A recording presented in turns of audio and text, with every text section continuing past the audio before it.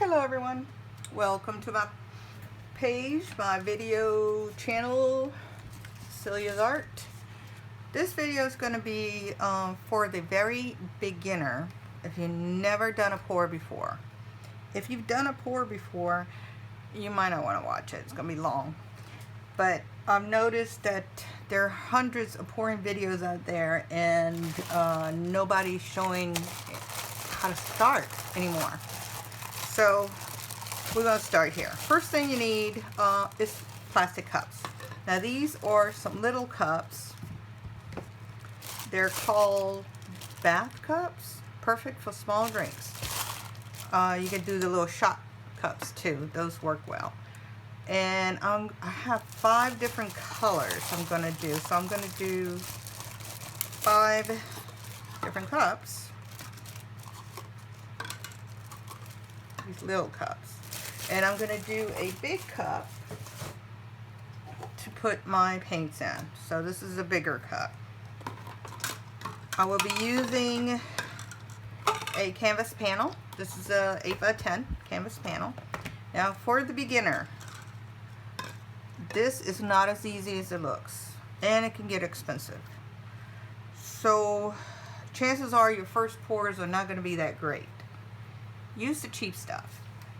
Get you some craft paints. I got here some folk art, and I'm going to do neons.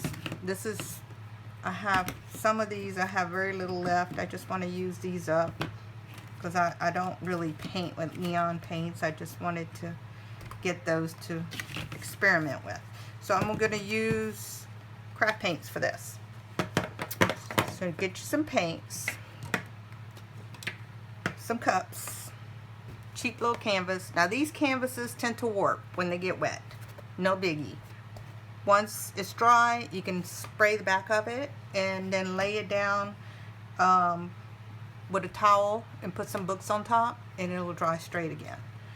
And the pouring medium. You're going to need a pouring medium. This is the most popular item to use for pouring medium. Which is a Floetrol. It's made by Flood, and what it is, it's an extender for painting for house paints.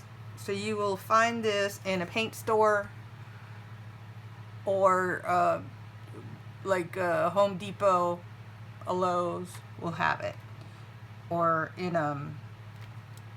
it's a tool store.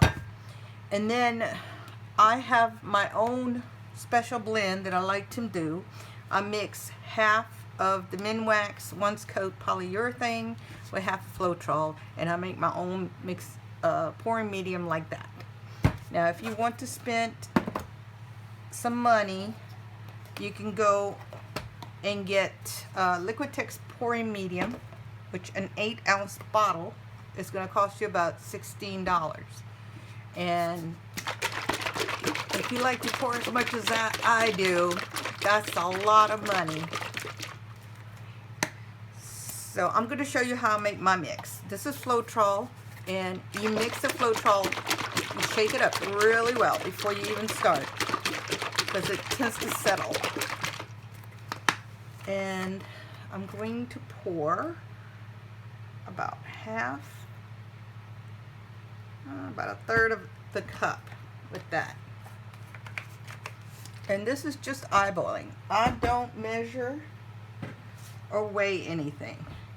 I have my polyurethane in this bottle because it's easier for me than having to open this, and this just makes a big mess. And I'm going to pour the same amount as I pour it in here, so half and half. And the reason why I started using this is I find this gives it more of a shinier look to the mix, because if you buy the Liquitex pouring medium, it does have a shine. So I figured I'd make my own shine.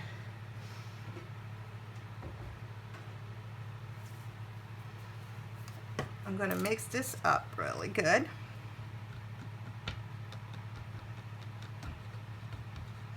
And And this is my pouring medium.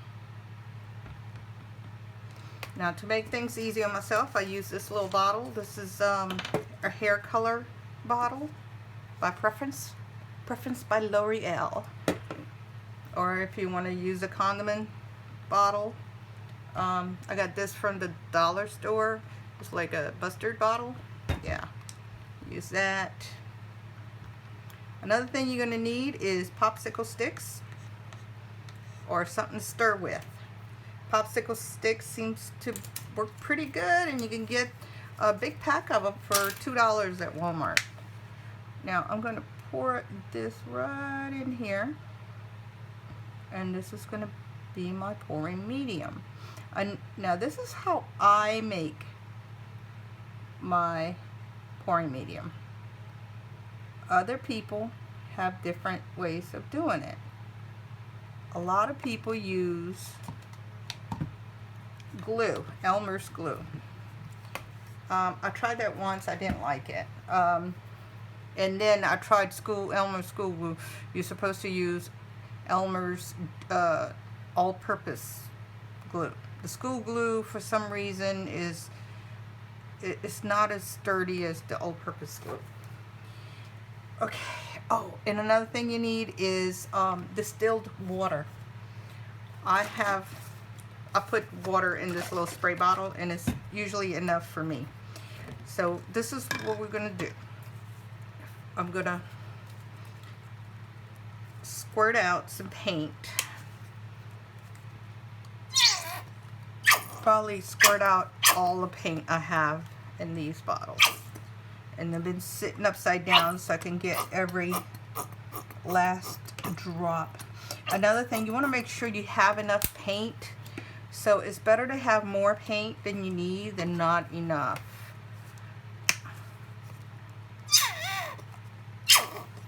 Some of these paints I'm going to have more than others.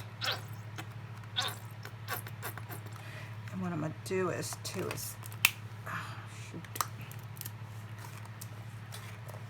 make sure I get it all out, I'm going to spray some water in there.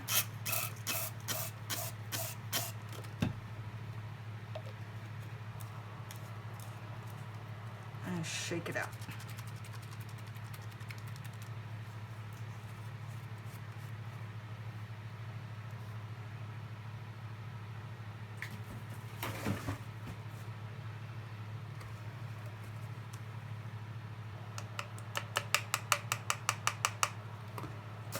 And this one too.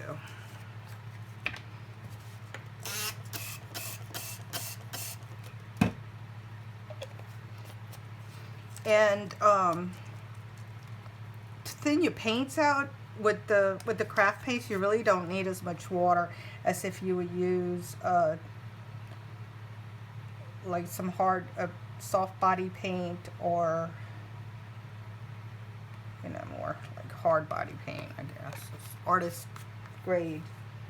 The ideal paint to use for this is Golden's fluid acrylics. Golden fluid acrylics are very expensive. They're awesome paint. I love to paint real paintings with those. It's almost like painting with ink.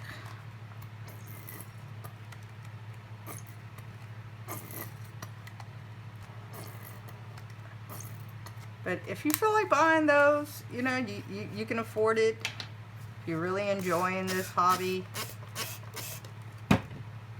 and you're coming out with great stuff, yeah, then you can invest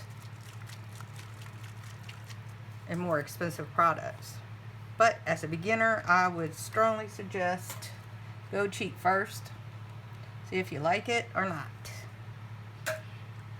Okay, I'm squeezing out all the paint out of these.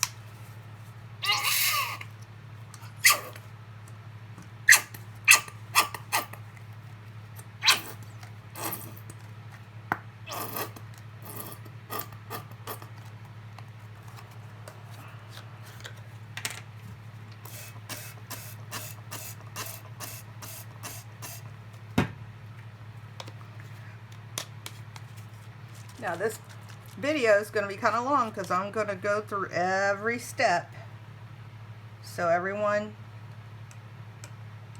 can see exactly how this is done. At least exactly how I do it.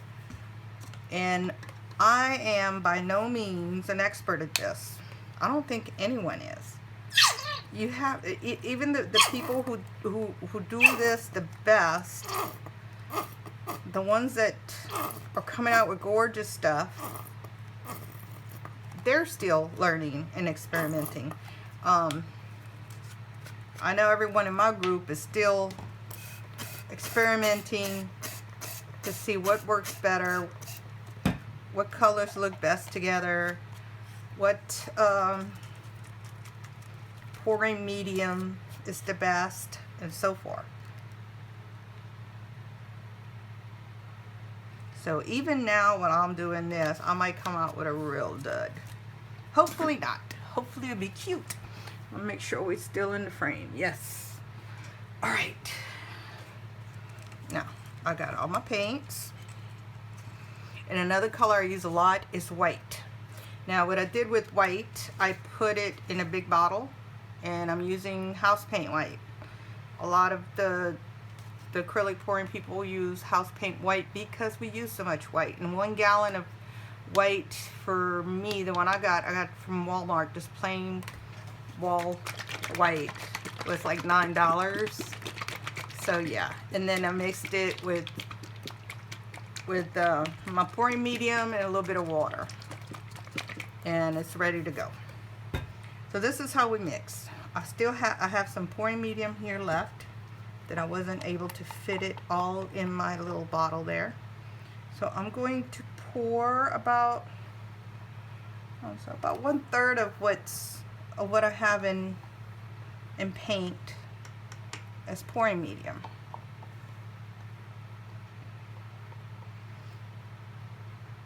Now the thicker your paints are, the more pouring medium you're going to need,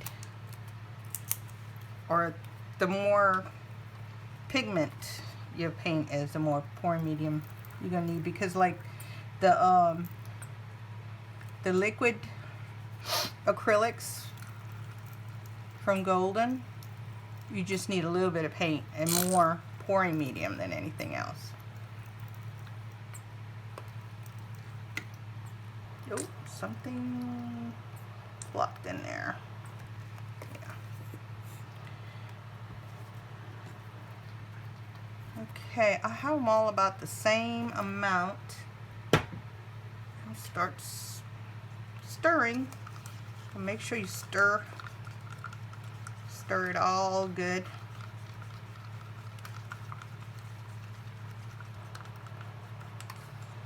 And then you do the pour test.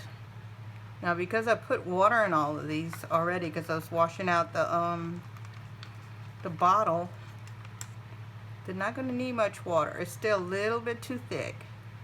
It needs to pour like a string. I like to use my spray bottle for this because I find it's more controlling about how much water I put in there. Because if I try to pour water in there from 1 cup to another, sometimes too much goes in there. Now see, this is very runny, like melted ice cream. That's how you want it, like melted ice cream. Yeah, perfect. Now to the orange.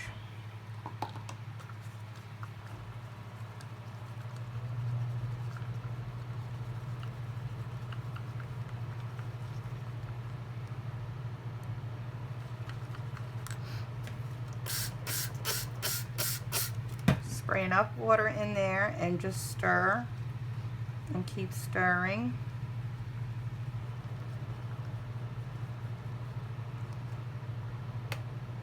Until it runs thin. I'm thinking 1 more squirt.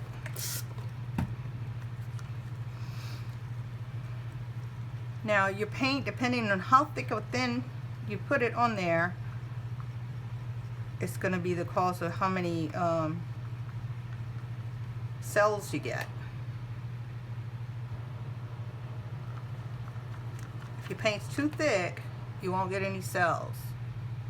And by cells, I mean it's when the paint separates and makes these bubble designs that are really pretty. Of course, not all pouring paintings have cells. Some are very fine without them. But that's the most exciting part about this. It's the cells. You gotta have cells. Alright, this one's ready for the purple.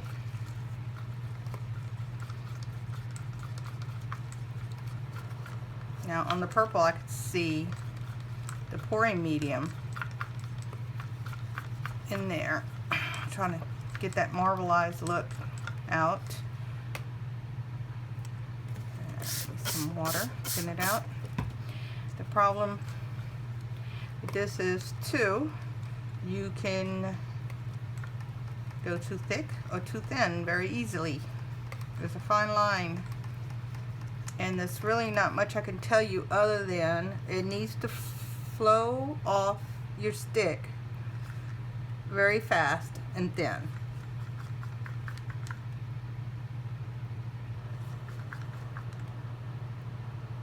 And you will learn that as you do it. You're going to start seeing what works and what doesn't. So if you've never done this before, like I said, try it out on something small with cheap paints. Don't expect much, just expect to have fun, because it is fun. It's a fun thing to do. Now this one has some kind of gummy thing on there, some kind of booger.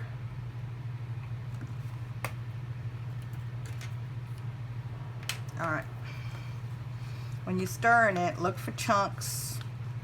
Sometimes acrylic paints have chunkiness in there. You don't want chunks.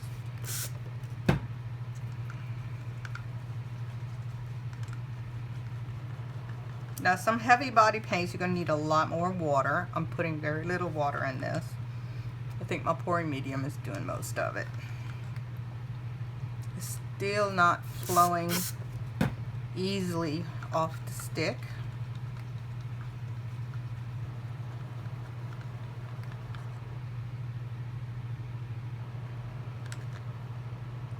Needs a little bit more.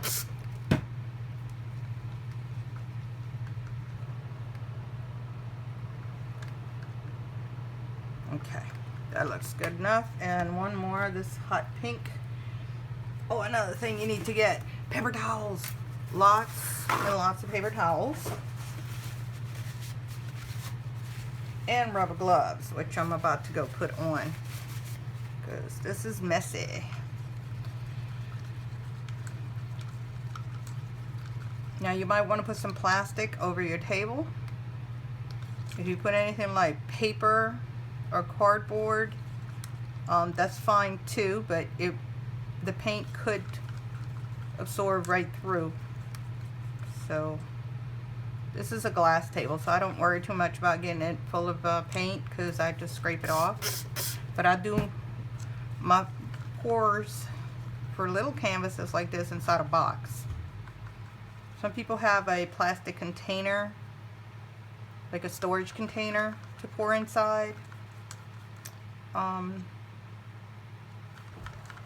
Yeah, so I do it in a cardboard box, and I line the bottom with aluminum foil so the box doesn't soak through with paint.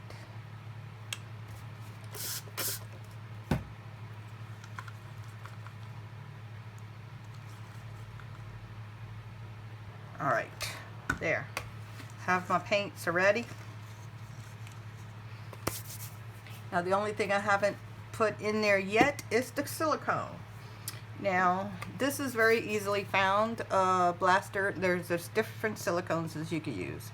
I started out with this, and I've been having this bottle for like 9 months now, and it's very full. You use very little of it, and It's called Blaster Industrial Strength Silicone Lubricant by Teflon, or it's Teflon. I got this at Lowe's, and it works good for me. The most popular choice is thread mill oil or thread mill silicone, which is a lubricant for thread mills. I don't have that. I bought this also. This is a Trojan lubricant, personal lubricant. But this is expensive. This is not. This is like $4, $3, $4. This was $14, $15, but it is all dimethicone. Some people swear by just dimethicone, so I got it to try it. I don't care for it by itself, but last time I used it with the blaster, and it came out pretty good. So all I do is shake this up really well and put one little squirt in each cup and stir. Now there's different ways that you can put the silicone in. Some people don't put it in the cups. Some people put it in the big cup. Some people don't use silicone at all. You can get cells without the silicone. But the silicones, it acts like an oil to water. It makes the paint separate, causing some really cool effects. So I'm going to put a few drops of this in each one.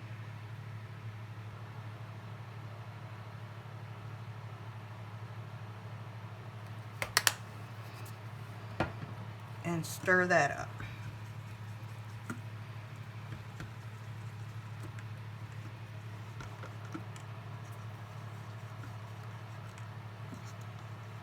All right, my paints are ready. So, and then I have my weight. For some reason, white is the heaviest color.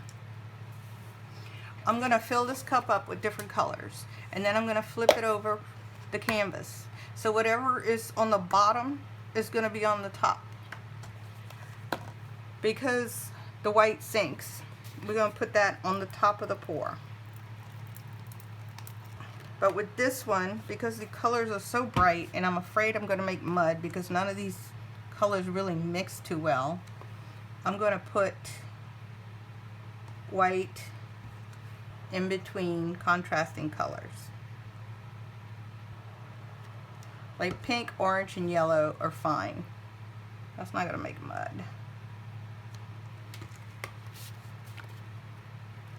And now I'm going to put some white.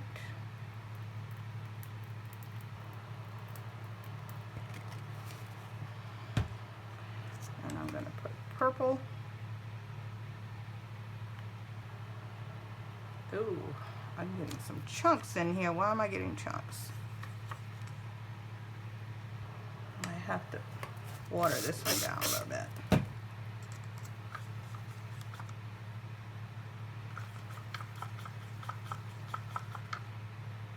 Okay.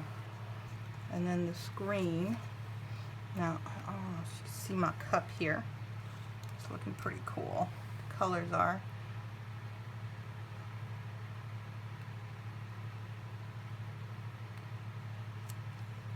And some more yellow.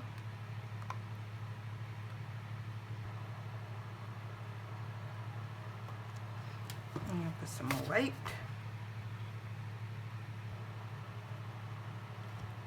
The last time I took this and I really squirted the white hard in there, and what happened was it just went whoosh in the cup, and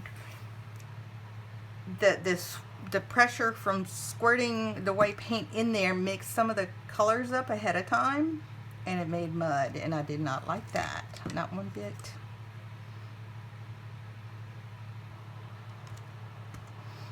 Okay, I'm using a lot of paint for this little canvas, which is fine,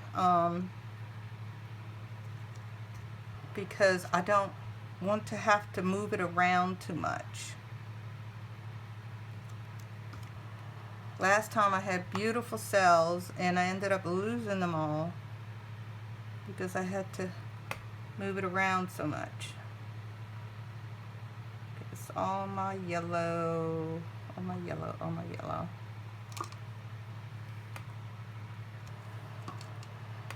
And I don't know if you guys can see that, but the cup is looking very orangey.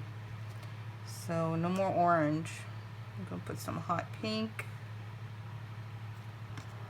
and some more purple. And maybe a little bit more green. Right. I'm gonna put these aside, and I got plenty paint left over. And I'm gonna grab my box. Okay. This, let's see if I can fit this in here.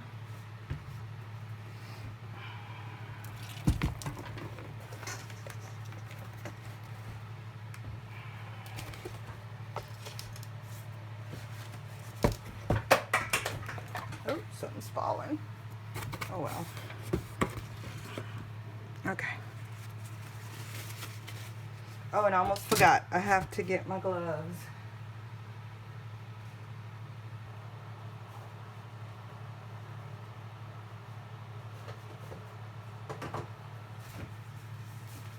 Because you're going to want to use gloves for this.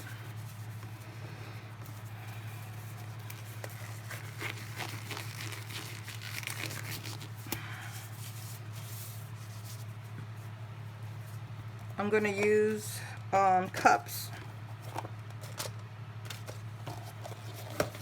to elevate my canvas. You don't want your canvas to be flat on the table because you need to let the paint drip. Let me make sure you guys can see this good, about right there. Okay. Oop. Gloves. And another good tool to have is a cake decorating knife and a straw.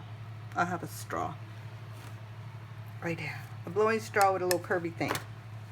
And I'm going to take my canvas and put it on top of the cup and turn it over like that.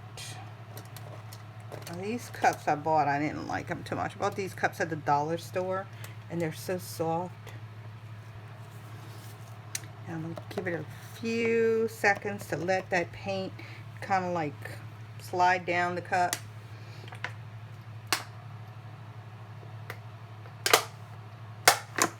I'm just drinking water, guys. Okay.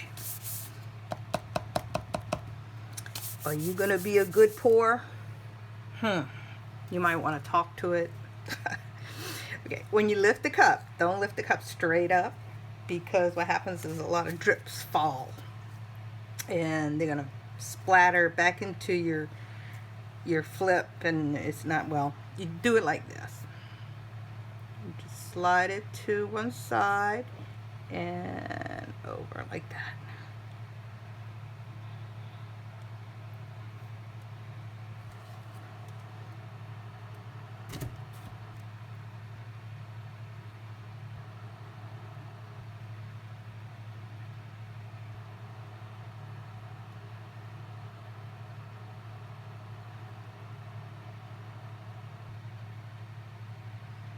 This is looking cute. Alright. I'm going to gently move it around.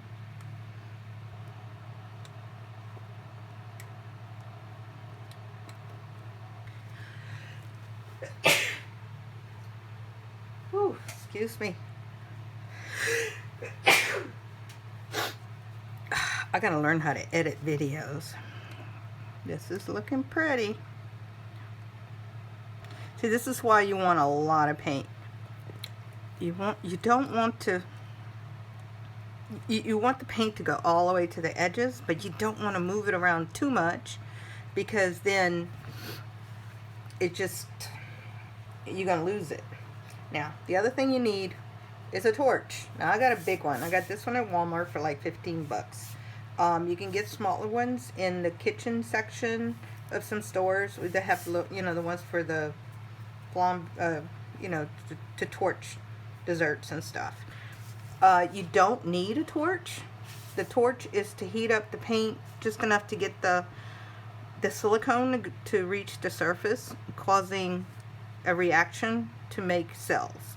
Those are cells. Those bubbles that you see are cells. Oh, and it also pops air bubbles. So when I first started doing this, I could not get cells for anything in the world. Now, as I'm passing this over very gently over the top, you do not touch the paint with it. I'm getting these little popping cells coming up. I don't know if you can see that. It looks pretty cool.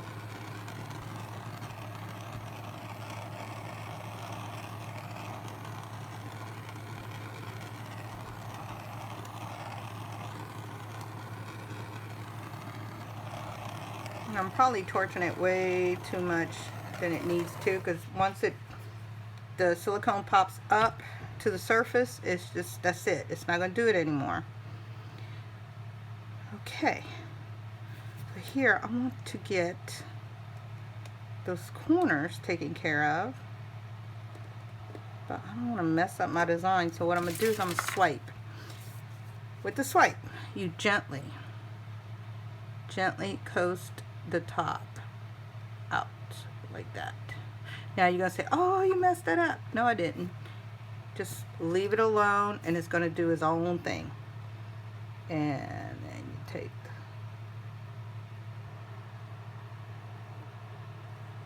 right here.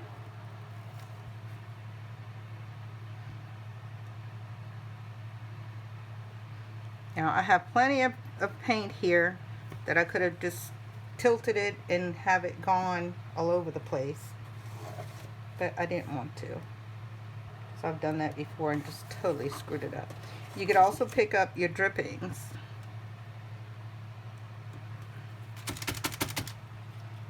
and put it on the spots that are missing.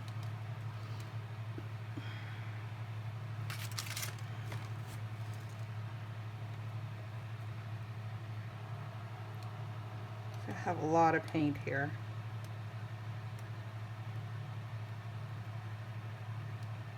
This is a good way to stretch out the cells.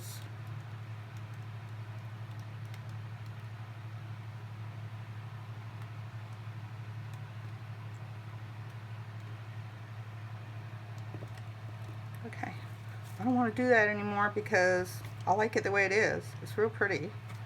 I'm going to torch it one more time.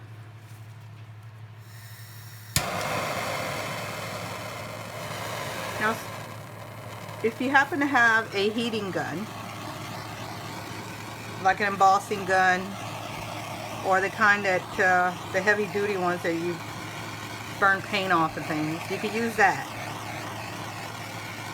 But be careful with it. This, I can see the flame. I can see where it's going. With the heat gun, you have to be careful that you do not want to burn the paint. No burning of the paint. And as long as it's wet, it's going to move a little bit. It's going to do different things, and you need at least 24 hours to get it to dry. Sometimes more, depending on the humidity in the room, the temperature, how much paint you put in there. This is a lot of trial and error, but it's fun.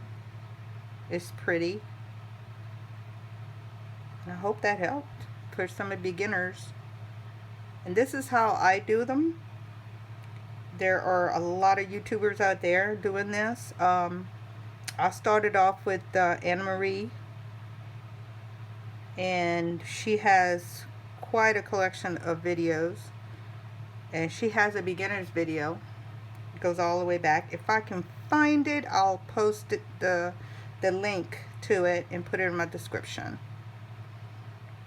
And well, I hope you enjoyed that. And I like this whole box scenario thing because I can pick the whole thing up and move it. I go put it in my spare room, and it's out of the way. Nobody touches it. You want to keep that in a spot where children and pets won't get to it. So let me take this, get a little closer view. Maybe you guys can see better.